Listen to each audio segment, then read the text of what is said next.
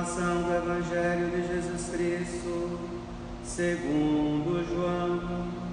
Glória a vós, Senhor. Deus amou tanto o mundo que deu seu Filho unigênito, para que não morra todo o que nele crê, mas tenha a vida eterna. De fato, Deus não enviou seu Filho ao mundo para condenar o mundo, mas para que o mundo seja salvo por ele. Quem nele crê não é condenado, mas quem não crê já está condenado, porque não acreditou no nome do Filho unigênito. Palavra da salvação. Glória a vós, Senhor. Vinde, Espírito Santo, enchei os corações dos vossos fiéis e acendei neles o fogo do vosso amor. Enviai, Senhor, o vosso Espírito, e tudo será criado, e renovareis a face da terra.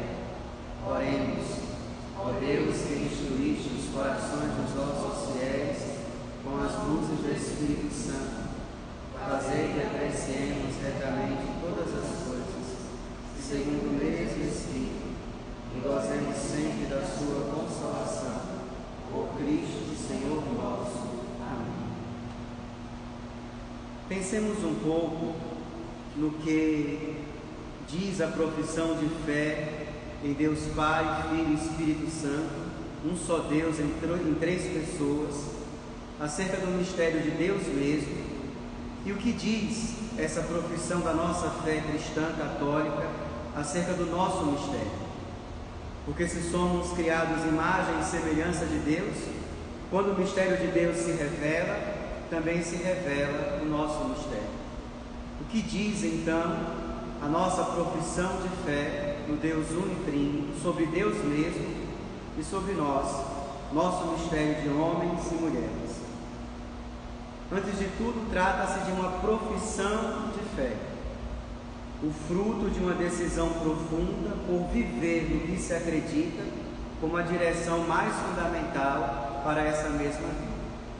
A profissão de fé, que nós realizamos de uma forma especial na celebração litúrgica do domingo, a Páscoa da semana, ganha o seu sentido mais próprio quando não se resume a fórmulas, a conceitos teóricos, mas quando é expressão daquilo que nós já acreditamos e daquilo que somos chamados a acreditar. O que professamos no credo deve ser a expressão da nossa vida, na escolha para que a nossa vida caminhe nessa direção e ao mesmo tempo testemunho de que muito dessa vida se encontra fundamentada naquilo que nós professamos. A profissão de fé não se traduz então a teorias, ela diz respeito à atitude da nossa vida, à direção da nossa vida intimada pela fé. E é justamente por isso que os antigos queriam que o credo, muito mais do que escrito no livro ou em qualquer outro lugar, fosse escrito no coração, aprendido na memória, escrito no coração, como a direção fundamental para a vida. Então, a primeira coisa importante é que trata-se de uma profissão de fé. Nós cremos em Deus Pai, Filho e Espírito Santo, o único Deus em três pessoas. Desse modo, essa é a base, o fundamento, o alicerce no qual nós construímos a nossa existência, a nossa vida, a nossa fé. E é o que vemos na experiência de Moisés no Sinai, que a liturgia nos traz como primeira leitura. Após professar a fé no Deus bondoso e clemente, como diz o livro do Êxodo, paciente, rico em bondade e fiel, Moisés pede que o Senhor caminhe com ele e com o seu povo. Certo, esse povo é um povo de cabeça dura, é o povo de Deus, somos nós. Mas após professar a fé, Moisés entende, então, que essa profissão feita de palavras precisa se traduzir em experiência de vida. Senhor, sois bondoso, paciente, clemente, rico em bondade, fiel, caminha conosco, que os nossos passos não se separem dos seus. E pedindo então a Deus que caminhe com ele e com o seu povo, Moisés também se compromete junto com o povo a caminhar com Deus. A profissão de fé é lida dentro daquele horizonte belíssimo e tão fecundo da aliança, como tudo na nossa fé cristã e católica. Vejam, meus irmãos, a profissão de fé é aliança com Deus.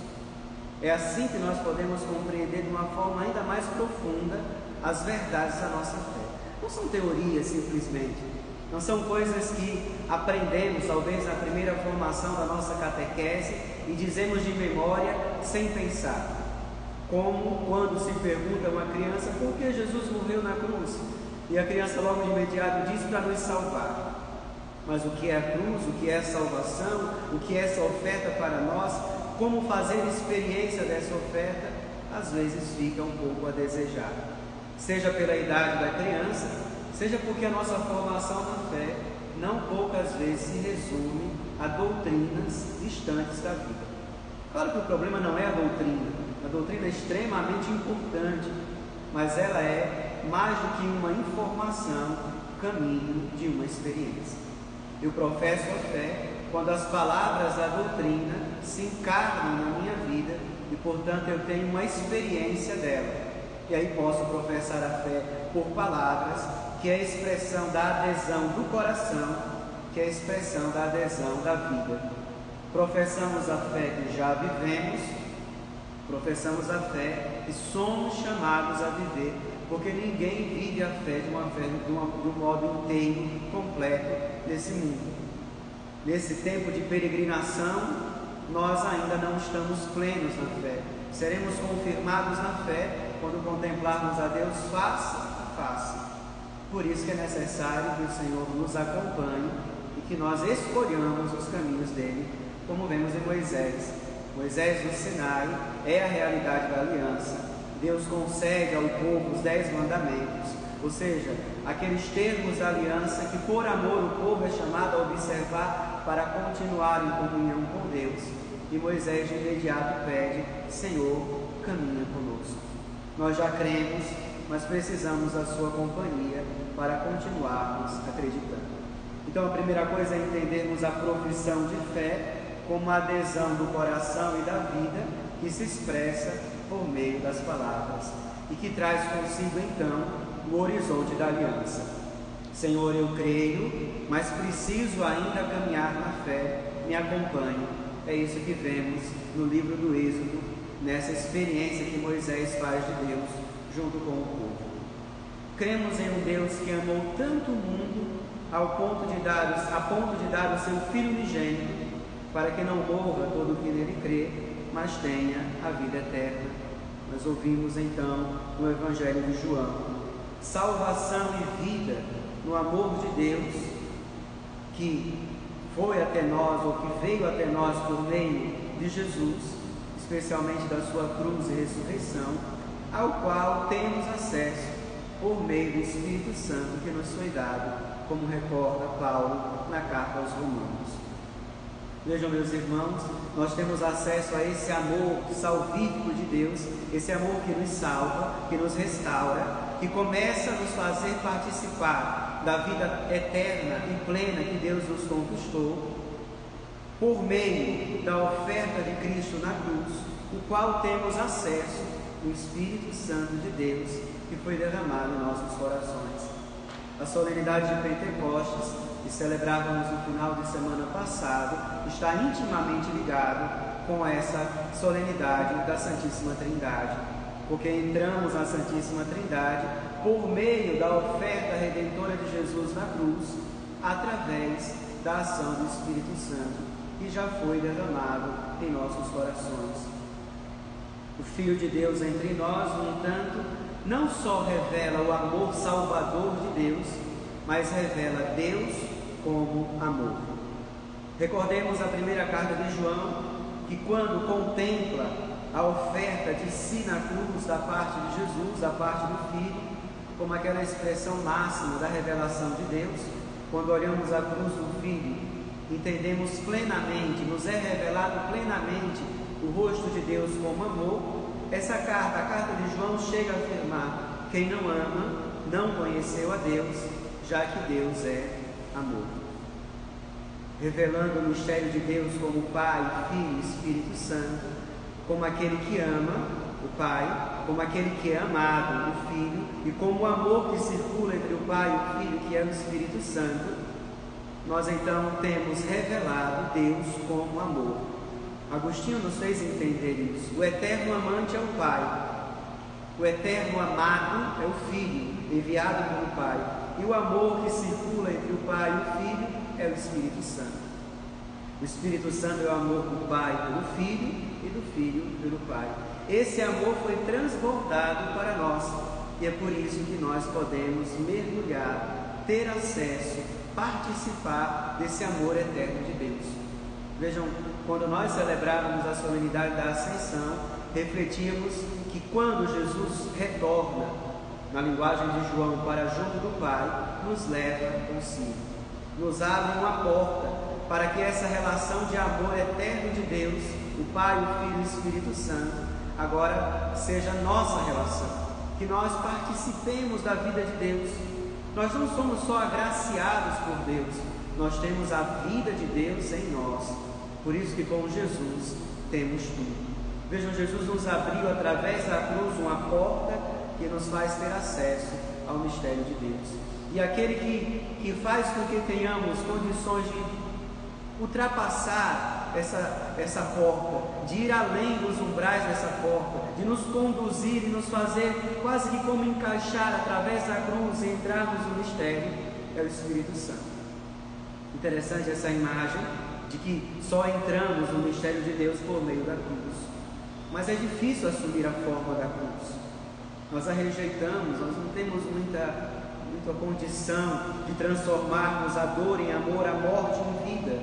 E para termos em nós, então, a forma da cruz, o Espírito Santo, como esse belo escultor, vai como um sisal, talhando em nós a forma da cruz, talhando em nós a forma do amor, porque só entra no mistério de Deus aquele que ama com o amor de Jesus. Essa é a obra do Espírito Santo. E é isso que nós vemos.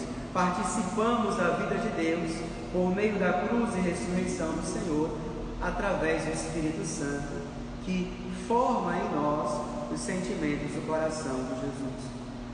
Deus é amor. Quem não ama, não conhece a Deus. Quem permanece no amor, esse conhece a Deus, e mais do que isso, vive a vida de Deus. E revelando o mistério de Deus como amor, Jesus nos revela a nós mesmos. Meus irmãos, a igreja nos ajuda a entender nos seus documentos aquilo que um pouquinho de um olhar lúcido nos faz, de qualquer modo, compreender. A nossa vida é um mistério. Nós somos um mistério. Um mistério para os outros e um mistério para nós mesmos. Tomemos uma coisa quase que uma brincadeira que podemos fazer. Você é capaz de perceber as inúmeras surpresas que os outros têm para com você e que você tem para com você mesmo? Às vezes surpresas boas, você diz assim: meu Deus, eu não sabia que eu era capaz de fazer isso pelo bem do outro, pelo meu próprio bem, eu não sabia que eu tinha tanta força. Mas às vezes também nós temos umas surpresas negativas. Às vezes pensamos conhecer alguém, somos amigos de alguém, partilhamos a vida com alguém, e aquela pessoa, talvez de forma dissimulada, acaba então interpretando o bem-querer na presença e depois, como nós costumamos dizer, enfiando um pouco a faca por trás. E nós dizemos assim: fulano, mas foi ele fez isso mesmo?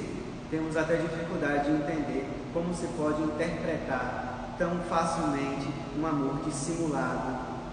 E às vezes as surpresas que temos conosco mesmo: meu Deus, eu sou capaz de fazer isso, essa coisa tão ruim que eu julgava tanto nos outros. Nós somos um mistério, queremos e não queremos, temos luz, mas temos trevas, temos uma força imensa, mas às vezes nos sentimos tão fracos e desesperados. Quando entramos no mistério de Deus por meio de Jesus, Ele nos revela a nós mesmos, e com essa revelação faz compreensível a grande vocação, a belíssima vocação a qual todos nós somos chamados, aquela de nos configurarmos a Cristo, de ganharmos a forma de Cristo, de nos tornarmos filhos do Filho. Mesmo com as surpresas negativas, mesmo com as trevas, mesmo com os limites, a palavra de Deus nos sacode, a palavra de Deus nos provoca a pensar: você não é só isso. Deus te chama a uma vocação maravilhosa, Deus te chama a ir a muito mais, se você abrir a vida, a comunhão com Ele, através do Filho, pela ação do Espírito Santo. Por isso que um dos frutos de verdade da experiência de fé que fazemos, a nossa experiência de fé, o nosso caminho espiritual é autêntico na medida em que nos traz autoconhecimento. Vejam, quem caminha na fé e acaba simplesmente ou sempre lendo a vida e os defeitos dos outros e sendo incapaz de ler a sua vida, os próprios defeitos, precisa amadurecer no seu caminho de fé, precisa amadurecer na espiritualidade. Vejam, aqueles que não creem, talvez não creem de uma forma tão explícita como nós, nos acusam, nos criticam, que somos moralistas, que temos uma facilidade muito grande em apontar os erros dos outros e temos uma dificuldade imensa de reconhecer as nossas próprias faltas. Nada de novo. Já na época de Jesus, a gente religiosa, aqueles que estavam à frente da comunidade, tinham também esse vício e esse perigo da hipocrisia. Quanto mais próximos do Senhor, mais sabemos quem somos, nas nossas qualidades e nas nossas misérias. O mistério de Deus revela quem somos nós, e revela quem somos nós no amor de Deus. Então, mas do que se trata esse amor? Que amor é esse? Dirá ainda a primeira carta de João: nisto consiste o amor. Não fomos nós que amamos a Deus, mas Ele nos amou e enviou seu Filho para expiar os nossos pecados. Diz ainda João: queridos, se Deus nos amou tanto, também nós devemos amar-nos uns aos outros. É o amor de Deus em Cristo aquele que revela a nossa identidade e a nossa missão. Essas duas coisas que são muito importantes para a fé e para a vida. A identidade, sabemos quem verdadeiramente somos, e depois quem somos chamados a ser. Porque nós não somos uma obra ainda acabada, completa. Temos muito ainda a caminhar, muito a dar passos.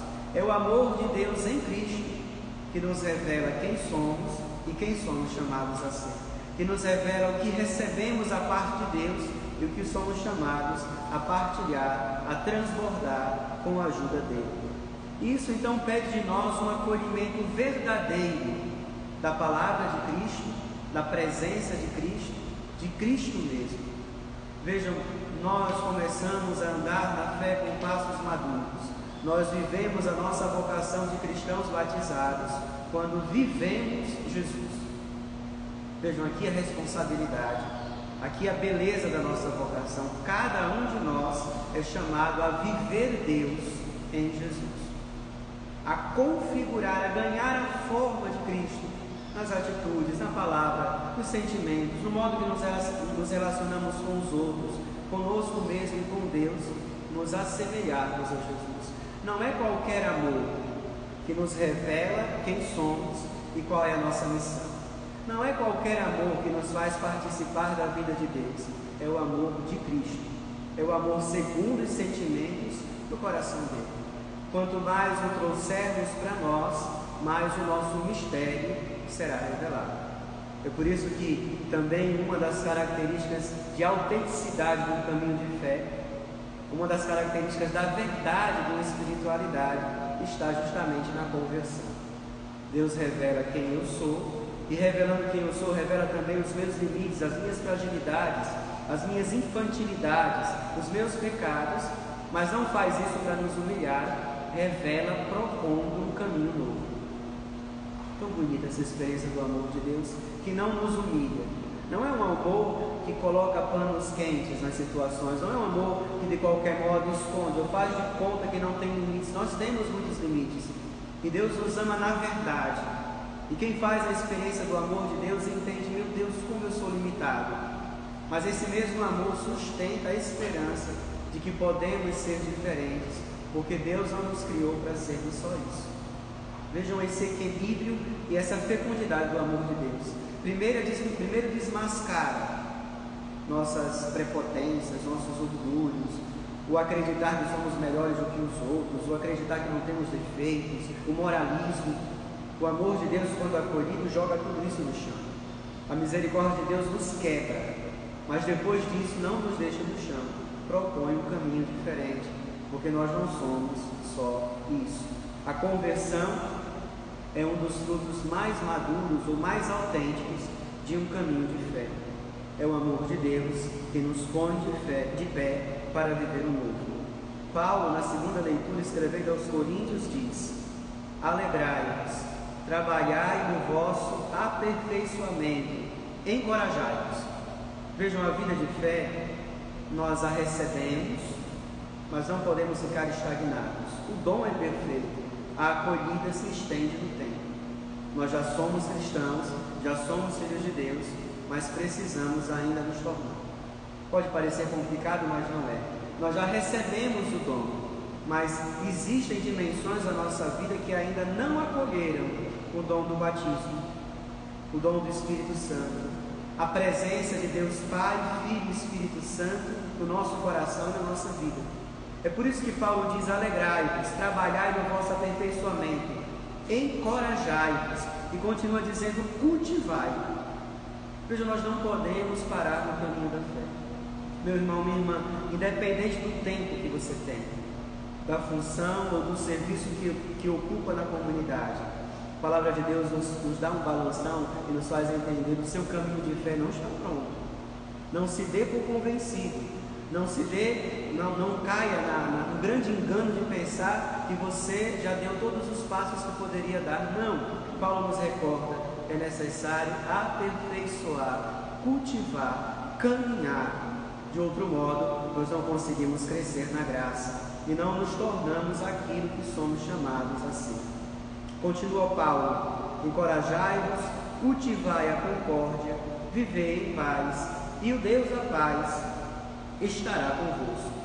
Então, é preciso acolher cada vez mais profundamente o mistério de Deus em Cristo, empenhar-se cada vez mais em crescer na concórdia e na paz, porque o amor de Deus deve transbordar para o amor para com os outros. Amar a Deus está intimamente ligado a amar aos outros. Desse modo, nós precisamos de um empenho crescente para acolher o mistério de Deus em Cristo e para viver esse mistério. E Paulo diz isso de uma forma muito concreta. Não é um amor teórico, romântico, é um amor de atitudes muito concretas. E nesse tempo que estamos vivendo, nos dá um grande puxão de orelha, crescer na concórdia e na paz, uns para com os outros.